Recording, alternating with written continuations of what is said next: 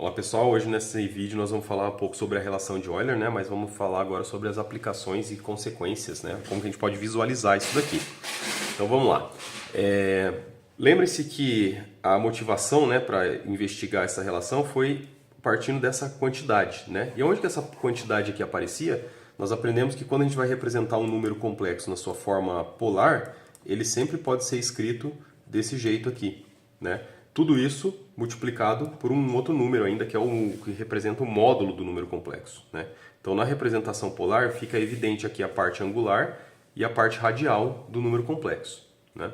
E o que nós acabamos de ver é que essa parte radial que aparece aqui dentro do parênteses, né? Aliás, angular, ela pode ser reescrita de uma maneira mais compacta. Ao invés de escrever essa combinação linear, eu escrevo simplesmente exponencial de θ. Então, a conclusão que nós chegamos aqui é que qualquer número complexo pode ser representado desse jeito aqui, ó. Rho vezes a exponencial de I vezes θ, né? Ou seja, dado um número complexo lá no plano complexo, deixa eu fazer um desenho aqui para a gente ter uma representação, né? Esse número, ele vai, qualquer ponto que a gente pegar aqui no espaço, né? Necessariamente tem uma distância aqui, que é a distância do número até a origem, né, que nós chamamos de ρ, e um ângulo que se forma aqui com a horizontal. Esses dois parâmetros aqui, ρ e θ, são suficientes para determinar quem é esse número complexo Z, né? E o que eu estou dizendo para vocês é que a conta que precisa ser feita para determinar o número Z é precisamente essa conta que vocês estão vendo aqui. Legal? Tá, mas que vantagem que isso aqui traz para a gente para escrever desse jeito, né? Por exemplo, quando a gente tem dois números complexos, um que eu vou chamar de Z1 e o outro que eu vou chamar de Z2, né? Então, o Z1 ele certamente pode ser escrito desse jeito. Então, ele vai ter um módulo, que é o módulo dele, eu vou chamar de ρ1, vezes a exponencial de I vezes θ1, que corresponde ao ângulo que esse número complexo aqui forma com a horizontal. Da mesma forma, um número complexo Z2 vai ter o seu próprio módulo, que eu vou chamar de ρ2, né? E vai ter o seu argumento θ2 também. Legal? Agora, se eu precisar multiplicar esses dois números, Z1 vezes Z2, né? O que eu posso dizer sobre o resultado dessa conta aqui? Bom, usando agora essa notação aqui na forma de exponencial, né? Isso aqui vai ser ρ1 e I θ1 vezes ρ2 e I θ2, né? ρ1 com ρ2 vai ficar ρ1 vezes ρ2.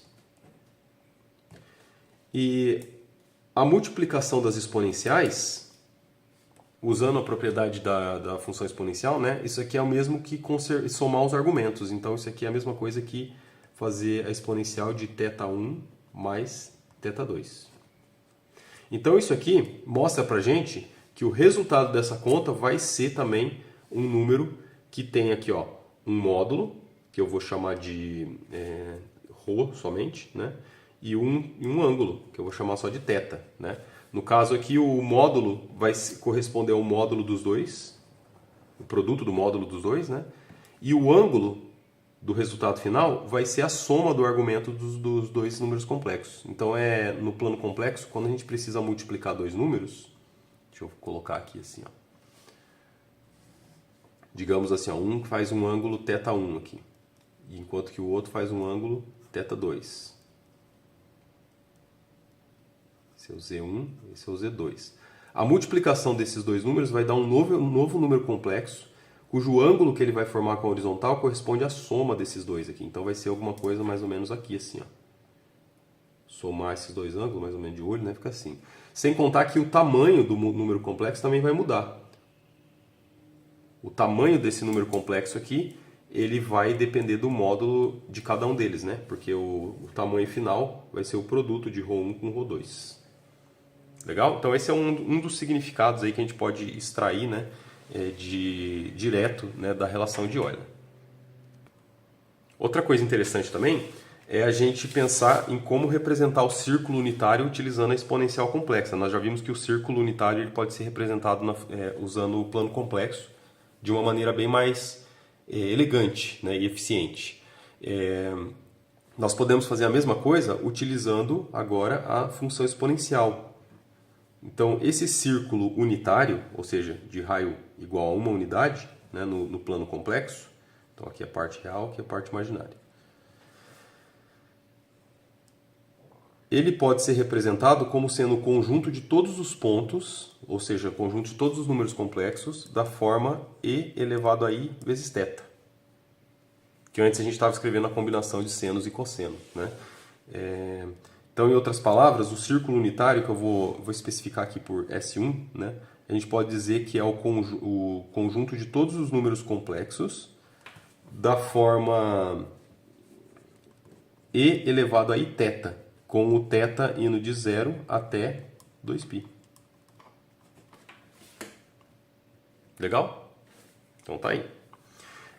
Muito bem. Vamos fazer uma outra coisa aqui interessante também, né? Vamos calcular o valor da exponencial de i θ, e elevado a i θ, para alguns ângulos conhecidos. Por exemplo, 0 graus, 90 graus, esses aí, né? Então vamos colocar 0, π sobre 2, π, 3π sobre 2 e 2π, né? Para fazer essa continha. Veja, a maneira de fazer essa conta, deixa eu escrever aqui embaixo, ó. Se a gente escrever assim, ó, i π sobre 2, né? Exponencial de i π sobre 2 é a mesma coisa que o quê? Bom, para isso a gente precisa lembrar da relação de Euler, que diz que pra gente isso aqui é a mesma coisa que o cosseno do ângulo mais i vezes o seno do mesmo ângulo, né? Agora, usando as relações trigonométricas, cosseno de 90 graus é 0, vai sobrar somente, nesse caso aqui, i. Portanto, o número que vai aparecer aqui na nossa tabela é o número i, né? E elevado a i vezes 0, que é o primeiro da tabela ali. Qualquer número elevado a 0 vai dar 1, né? Mas se a gente quiser colocar cosseno de 0, 0, mais i seno 0, seno de 0 é 0, some. Cosseno de 0 é 1, então realmente isso aqui vai dar 1 como resultado, né? E aí a gente pode preencher essa tabelinha aqui. Esse aqui vai dar menos 1, esse aqui vai dar menos i, e esse aqui vai dar 1 novamente. Que correspondem àqueles pontos que a gente já até tinha visto já no vídeo anterior, né? Ó, aqui é o cosseno, que é o ponto x igual, é o número real 1. Aqui é o i, aqui é o menos 1, menos i. São essas extremidades aqui do círculo, tá certo? Muito bem. Em particular, eu queria escrever uma relação aqui, ó. Se eu quiser calcular e elevado a i vezes π, né? Bom, de novo, isso aqui é cosseno de 180 mais i vezes o seno de 180, né? Seno de 180 graus é 0, então esse termo aqui morre, parte imaginária desaparece, sobra só o cosseno de 180 graus. Cosseno de 180 graus nós sabemos que é menos 1, então o resultado dessa conta aqui é menos 1. Legal? Bom, se eu passar esse número aqui para o lado esquerdo, né, eu posso ainda reescrever assim, ó, que e elevado a iπ mais 1, isso aqui é igual a 0. E aí para um instante e olha, analisa essa expressão, a beleza dessa expressão. Essa igualdade aqui, ela é conhecida, é bem conhecida aí na matemática, né? E algumas pessoas consideram como uma das relações mais bonitas que tem na matemática, né? E eu vou mostrar para vocês a forma como eu vejo isso, tá certo? Para a gente entender o que está escrito aqui, ó, imagina que a gente se depara com essa expressão, né? Para analisar, você precisa explicar isso para alguém, né? Ou quer mostrar, falar sobre isso para alguém. Perceba que essa expressão aqui, ela envolve um bocado de símbolos, né? Vamos olhar para cada um desses símbolos aqui individualmente, tá? Então, olha só. Aparece aqui o número E. Deixa eu pegar outra cor, que essa cor não está saindo. Então, aparece aqui o número E. Aparece aqui o número π. Aparece aqui o número I. Aparece aqui o número 1. Aparece o número 0. Aparece o sinal de mais. Aparece o sinal de igual.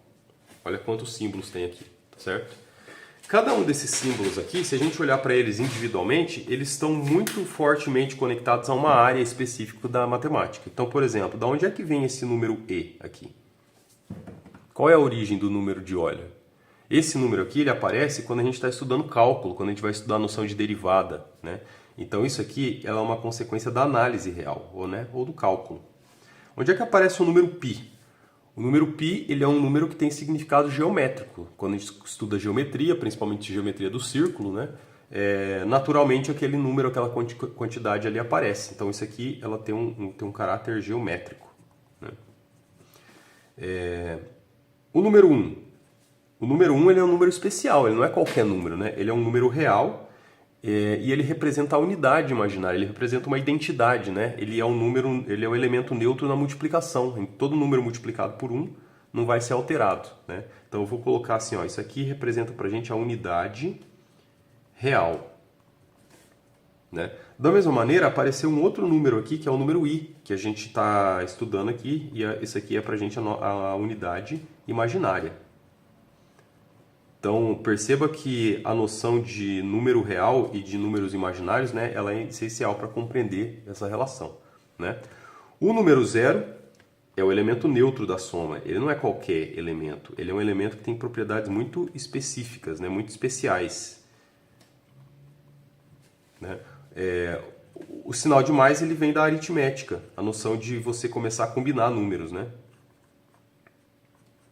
E por fim, a igualdade, né? Que é uma característica da álgebra. Quando a gente está relacionando objetos, a gente usa sinais de igual para representar se eles são, né, eles são o mesmo objeto ou não, né? Então olha só a quantidade de áreas da matemática que se encontram e que se conectam, né, por meio desta expressão que vocês estão vendo aqui, né? Ela de certa forma representa uma unificação de todas essas áreas, né? Coisas que num primeiro momento podem parecer não estar relacionadas, por exemplo, cálculo e geometria, né?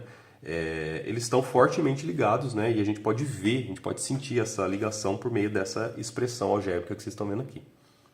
Legal? Então espero que vocês tenham gostado. Até a próxima videoaula.